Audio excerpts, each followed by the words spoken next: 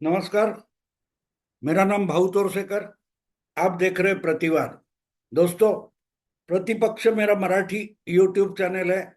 उसमें ही मैं हिंदी वीडियो डालता था, लेकिन कुछ लोगों के आग्रह के कारण मैंने प्रतिवाद ये अलग से हिंदी यूट्यूब चैनल बनाया है।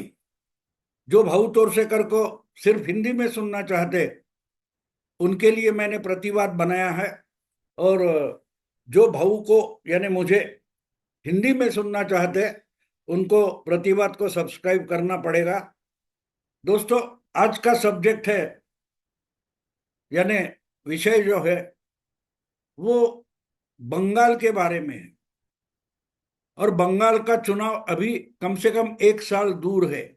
उससे पहले बिहार का चुनाव होने वाला है। बंगाल, केरल, तमिलनाडु वगैरह ऐसे चुनाव अगले साल 27 के शुरुआत में होने वाले हैं। और आपको याद होगा कि ममता दीदी बंगाल की मुख्यमंत्री है और उन्होंने पिछले 3 चुनाव बड़ी भारी बहुमत से जीते हैं।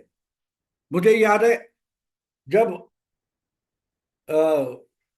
2012 का शायद 12 का चुनाव, सॉरी 11 का चुनाव, जब ममता दीदी ने पहली बार जीता था तो बंगाल में सत्तांतरण हो गया था। 6-7 चुनाव जीतने वाली लेफ्ट फ्रंट वामपंथी जो गठबंधन था वो बुरी तरह से हार गया था। और उनके जो मुख्यमंत्री थे बुद्धदेव भट्टाचार्य, वो भी अपना चुनाव हार गए थे। जैसे कल परसों हमने दिल्ली में देखा कि केजरीवाल मुख्यमंत्री होते हुए अपने ही चुनाव क्षेत्र से हार गए। बिल्कुल उसी तरह से बंगाल में, पश्चिम बंगाल में ममता दीदी की जो लहर आई थी, कांग्रेस और ममता दीदी ने मिलकर, टीएमसी और कांग्रेस दोनों ने मिलकर चुनाव लड़ा था। और इतनी भारी बड़ी लहर 2011 में बंगाल में आई थी कि उसमें वामपंथी जो गठबंधन है वो पूरा बह गया था। और अकेले ममता दीदी को टीएमसी के लिए बहुमत मिल गया था। तो दोनों ने साथ मिलकर, कांग्रेस और ममता दीदी ने साथ में मिलकर एक मिलीजुली सरकार बनाई थी। लेकिन बहुत जल्दी, 1-1.5 साल में ममता और कांग्रेस में जो झगड़ा शुरू हो गया, उसके कारण ममता ने दिल्ली की सरकार से अपने जो रेल मंत्री थे द्विवेदी, उनको, दिनेश द्विवेदी, उनको भी हटा लिया। और बंगाल की गवर्नमेंट से कांग्रेस को हकाल कर बाहर कर दिया। वहां से लेकर आज तक ममता दीदी खुद के बड़े भारी बहुमत से चुनाव जीतते आ रही है और सरकार बना रही है। और लगातार तीन यानी 2011, 2016 और 2021 तीन चुनाव बीजेपी ने बड़ी ताकत से जीते हैं। और इसमें एक बात है कि 2011 में ममता दीदी ने लेफ्ट फ्रंट को हराया था। उस वक्त बंगाल में बीजेपी नाम की कोई चीज थी ही नहीं। जब देश के राजनीति की चर्चा होती थी तो लोग बोलते थे बंगाल में बीजेपी है कहाँ।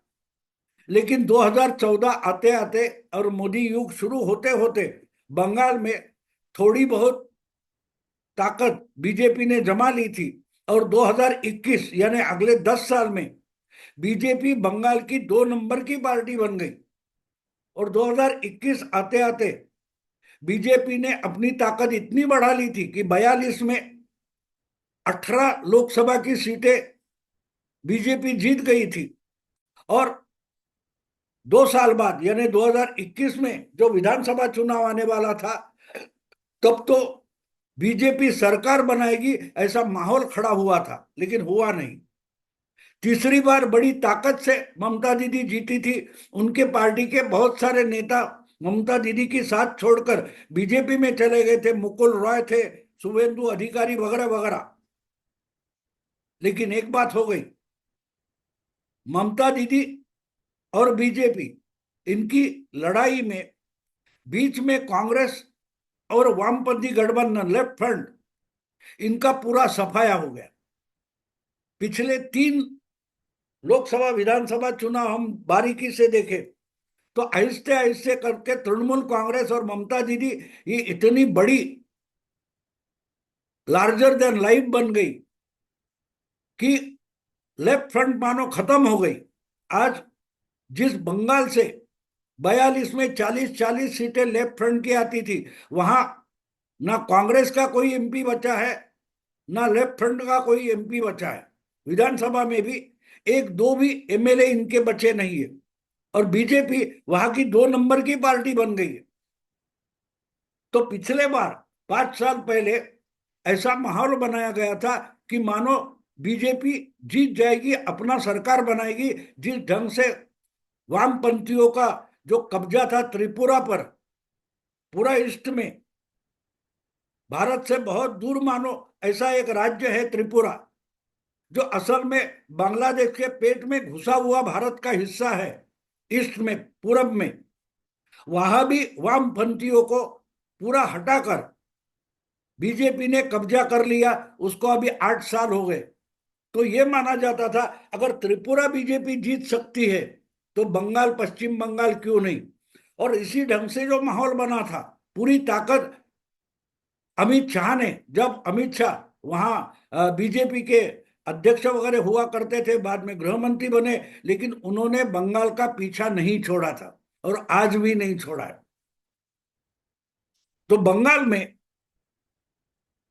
इतनी दौड़ धूप ममता को पिछले विधानसभा चुनाव में करनी पड़ी कि वो खुद का चुनाव हार गई, लेकिन पार्टी के लिए बहुमत लेकर आई थी। भवानीपुरा ये उनका चुनाव क्षेत्र है, वो छोड़कर ममता दीदी शुभेंदु अधिकारी के जो चुनाव क्षेत्र है वहां से लड़ी थी, वहां हार गई, अपना चुनाव हार गई। और दूसरा चुनाव क्षेत्र उन्होंने लड़ा भी नहीं था, लेकिन अपनी पार्टी के लिए ममता दीदी ने बहुमत लाया और बीजेपी और बीजेपी के समर्थकों का बड़ा भारी भ्रमनिरास हो गया था। तो उस वक्त मानो बीजेपी का मतलब अमित शाह और टीएमसी का मतलब ममता दीदी था। उन दोनों की टक्कर में अमित शाह को ममता दीदी ने बंगाल में, पश्चिम बंगाल में हरा दिया था। 200 पार बोलने वाली बीजेपी 70-80 के बीच में अटक गई थी और ममता दीदी फिर से 200 पार कर गई थी। तो आज भी अभी हम बोल सकते हैं 1 साल बचा है, शायद 11 महीने बचे बंगाल के चुनाव के लिए। और जिस ढंग से हरियाणा, महाराष्ट्र और दिल्ली जीतकर बीजेपी अपनी उफान पर है, ऐसे वक्त में बिहार के बाद अगर बड़ी चुनौती बीजेपी के लिए कौन सी है, या बीजेपी किसी के लिए बड़ी चुनौती है, तो उस राज्य का नाम वेस्ट बंगाल, पश्चिम बंगाल है।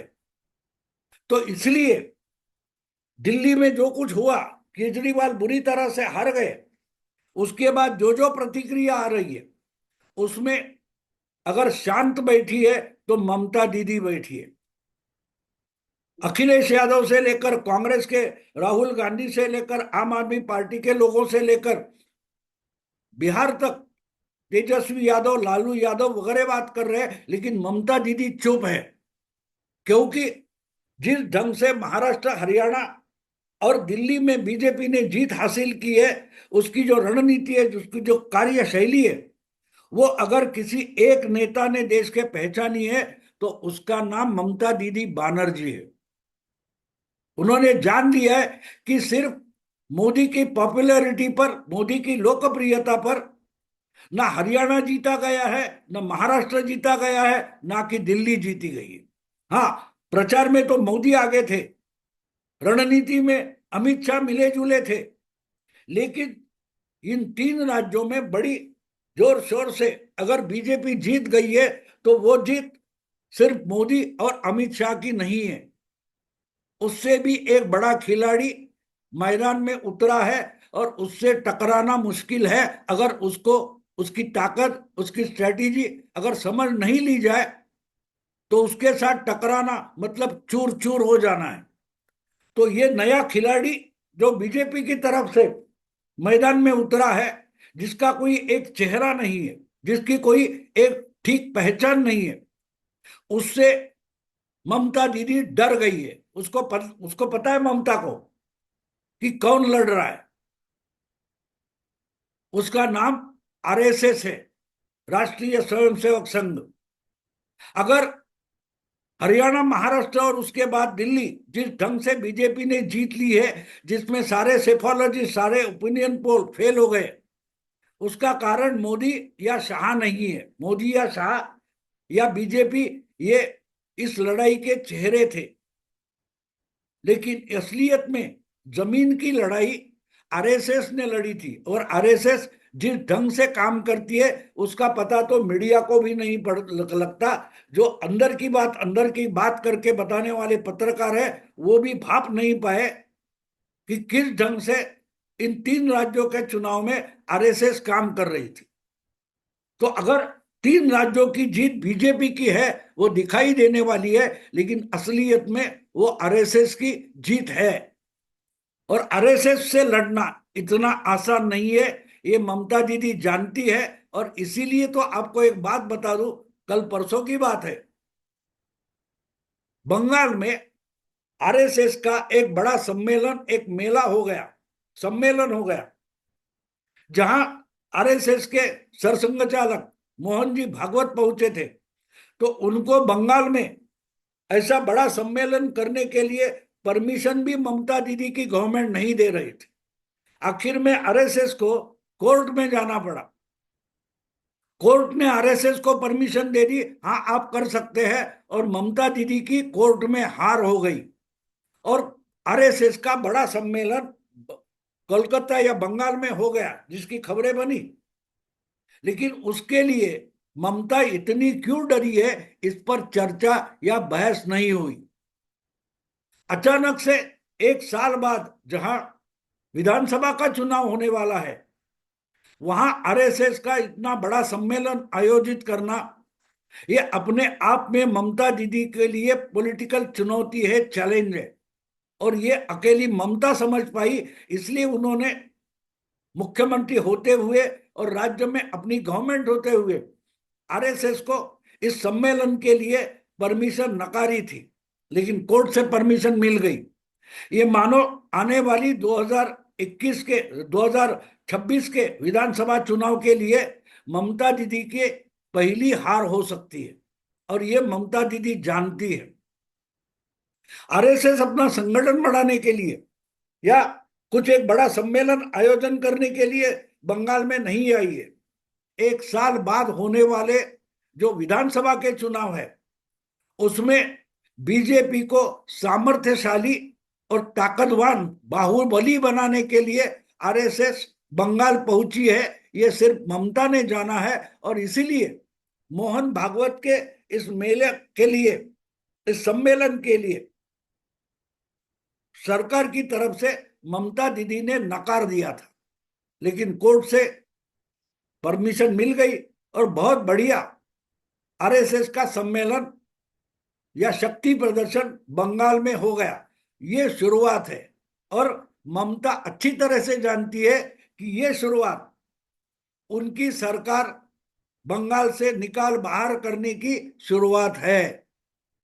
क्योंकि आरएसएस जिस ढंग से काम करता है चुनाव में, वो किसी मीडिया की भी नजर में नहीं आता, ना चैनल की कैमरे में आता है, ना विश्लेषकों की चर्चा में आता है, लेकिन काम तो होता है। अकेले महाराष्ट्र में चुनाव के लिए आरएसएस ने बीजेपी से अलग 60,000 छोटी बड़ी बैठकें की थी। 2, 5, 50, 100 लोगों को इकट्ठा करके उनको अपनी विचारधारा समझाना और उसके लिए उनका मत परिवर्तन करना, ये जो काम बहुत सारे महीने आरएसएस करता है, उसका फर्क चुनाव की मतगणना होती है उस दिन दिखाई देता है। और इसलिए एक साल बाद होने वाला जो बंगाल का विधानसभा चुनाव है, बिहार के बाद कुछ महीनों में, उसमें असली खिलाड़ी मोदी, शाह या बीजेपी, एनडीए नहीं है। असली खिलाड़ी अपने सामने कौन है? तो आरएसएस है। ये ममता दीदी जानती है, और ममता दीदी इसीलिए डरी है। वो जानती है कि मोदी को हराना, अमित शाह को परास्त करना आसान है, लेकिन आरएसएस अगर एक चेहरा बनकर सामने नहीं आती है और फैली हुई रहती है तो उसको हराना अपना काम नहीं है, कार्यकर्ता का काम है। और जितने कार्यकर्ता जिस ढंग से देश भर से आरएसएस और बीजेपी के लिए बंगाल पहुंच जाएंगे, उतने कार्यकर्ता ममता दीदी के पास बंगाल में भी नहीं है। एक एक मतदाता से 2 3 5 बार मिलना ये आसान काम नहीं है।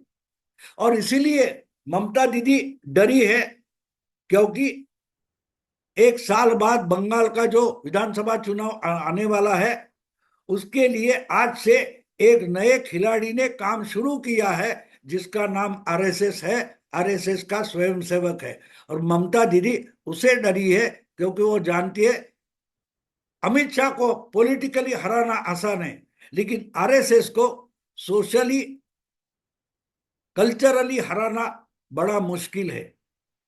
चमत्कार हरियाणा, महाराष्ट्र और दिल्ली में हो गया तो बीजेपी ने किया ऐसा बोला जाता है, लेकिन असलियत में चमत्कार आरएसएस ने किया है। और वही तो असली खिलाड़ी अब बंगाल की मैदान में उतर चुका है। यही ममता दीदी का डर है। दोस्तों, अगर ये वीडियो पसंद है तो लाइक कीजिए, शेयर कीजिए और प्रतिवाद को ज्यादा से ज्यादा सब्सक्राइब कीजिए। नमस्कार।